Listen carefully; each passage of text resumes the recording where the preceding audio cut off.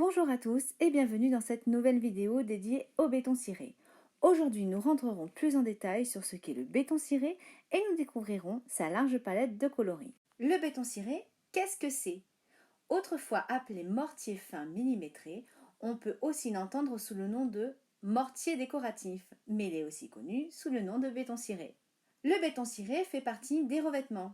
Dans une habitation, les revêtements majoritairement utilisés sont le parquet, le carrelage, la faïence, mais on trouve aussi la moquette, le lino, la peinture, la tapisserie et autres.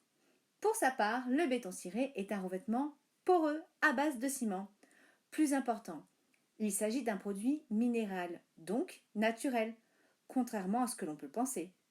D'ailleurs, les pigments utilisés pour les couleurs sont eux aussi naturels. Le béton ciré, l'on peut retrouver sur le sol ou les murs, et de plus en plus sur le mobilier, comme une étagère, un manche debout, une table et bien d'autres. Il s'applique sur du bois, du carrelage, de la faïence, du béton. Il est important de ne pas oublier qu'une préparation devra se faire en amont sur votre support d'application, qui va dépendre de son type, mais aussi de son état. Malgré ces 12 couches d'application tout confondues, c'est-à-dire primaire, béton ciré, bouche-port, vernis, etc., il ne dépassera pas plus de 3 mm d'épaisseur. Il possède une large gamme de coloris. En effet, il a plus de 90 couleurs. Il est vrai que quand on parle de béton ciré, la plupart a tendance à penser « c'est que du gris ». D'ailleurs, la majorité des clients prennent du gris, car c'est un ton neutre, un ton passe-partout. C'est une couleur qui s'adapte parfaitement à n'importe quelle décoration d'intérieur. Mais le gris est pour notre part assez impersonnel, et votre intérieur est censé refléter vos goûts, vos envies, votre personnalité et pas ceux des autres. Donc faites-les vivre. Par exemple, vous pouvez faire un sol jaune, ou même un mur rouge, pourquoi pas.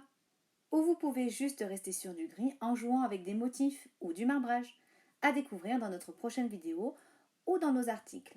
Certaines couleurs foncées sont très séduisantes.